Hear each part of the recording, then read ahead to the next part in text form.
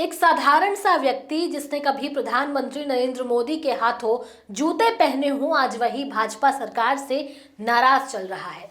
उस व्यक्ति का कहना है कि न्याय पाने के लिए उसके समाज के लोगों को बार बार अफसरों और नेताओं के दफ्तरों में धक्के खाना पड़ रहा है, लेकिन कोई सुनवाई नहीं हो रही, उसे न्याय नहीं मिल रहा। इसी को लेकर एक बार फिर वो पीएम मोदी से मुलाकात करना चाहता है। आखिर क्या है पूरा मामला, कौन है वो व्यक्ति जिसने प्रधानमंत्री के हाथ से जूते पहने हैं, उसकी क्या शिकायत है, सारे सवालों का जवाब आपको विस्तार से अपनी इस रिपोर्ट में देंगे। हरियाणा के कैथल जिले का रामपाल कश्यप वही इंसान जिसे प्रधानमंत्री नरेंद्र मोदी ने 14 अप्रैल 2025 को अपने हाथों से जूते पहनाए थे, आज भाजपा सरकार से खफा है। कारण है करनाल जिले के चौरा गांव के युवक शुभम कश्यप की हत्या, जिसकी जांच और कार्रवाई को लेकर कश्यप समाज पिछले कई दिनों से दर दर भटक रहा है। रामपाल का कहना है कि समाज के लोग अधिकारी, नेता और यहां तक कि केंद्रीय मंत्रियों के दफ्तरों के चक्कर काट रहे हैं, लेकिन कहीं सुनवाई नहीं हो रही। उनका समाज न्याय की आस में भटक रहा है।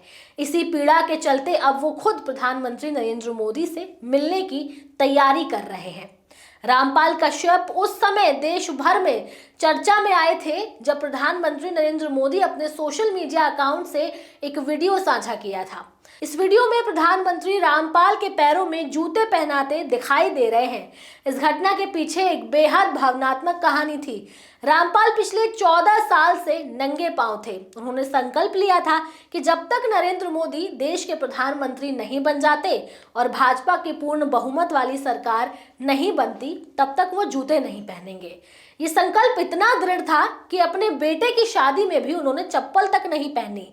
जब उनकी ये कहानी प्रधानमंत्री तक पहुंची तो यमुनानगर के थर्मल प्लांट के शिलान्यास कार्यक्रम में प्रधानमंत्री नरेंद्र मोदी ने खुद उन्हें बुलाकर जूते पहनाए थे।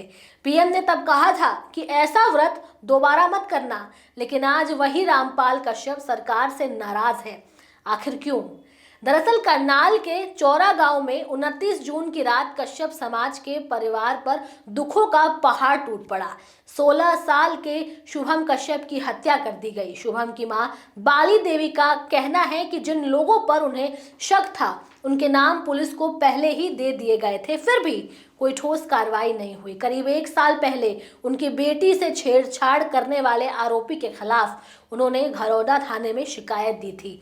तभी से आरोपी परिवार शुभम से रंजिश रखता था और धमकी देता था, मगर ना उस शिकायत पर कार्रवाई हुई, ना धमकियों पर ध्यान दिया गया और अब बेटे की हत्या के बाद भी न्याय दूर दिखाई दे रहा है। इसी को लेकर रविवार को कैथल में कश्यप समाज की बैठक हुई, जिसमें माहौल भावुक भी था और गुस्से से भरा भी।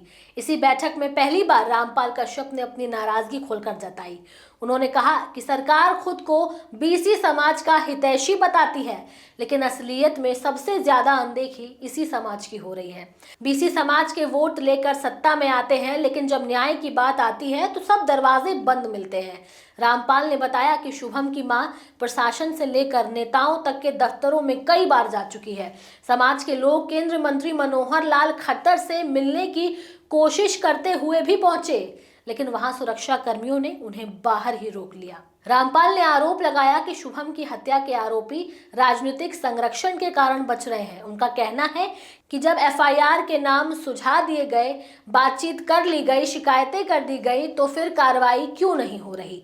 उनके शब्दों में, अगर सरकार के नुमाइंदों के पास ही सुनवाई नहीं है तो पीड़ित परिवार न्याय के लिए कहां जाए। रामपाल का कहना है कि इस मामले को लेकर वो मुख्यमंत्री तक जाएंगे और जरूरत पड़ी तो प्रधानमंत्री से भी मुलाकात करेंगे। फिलहाल समाज से सलाह मशवरा कर आगे की दिशा तय की जा रही है। ये पूरा मामला इसलिए भी चर्चाओं में है क्योंकि रामपाल वही व्यक्ति हैं जिनकी श्रद्धा और संकल्प को देखकर प्रधानमंत्री नरेंद्र मोदी ने खुद जूते पहनाए थे।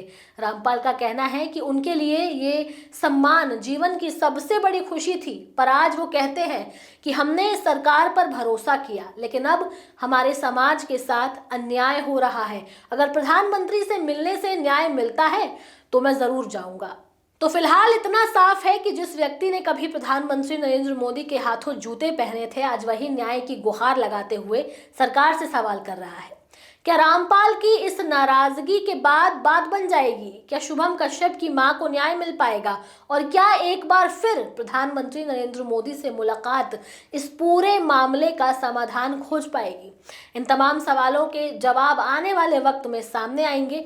बहरहाल इस खबर में इतना ही। इस खबर पर क्या राय है आप लोगों की? आप अपनी राय हमें कमेंट सेक्शन में जरूर दें। इसके साथ ही हमारे चैनल न्यूज़ टाइम को सब्सक्राइब करें, लाइक करें, शेयर करना ना भूलें। नमस्कार।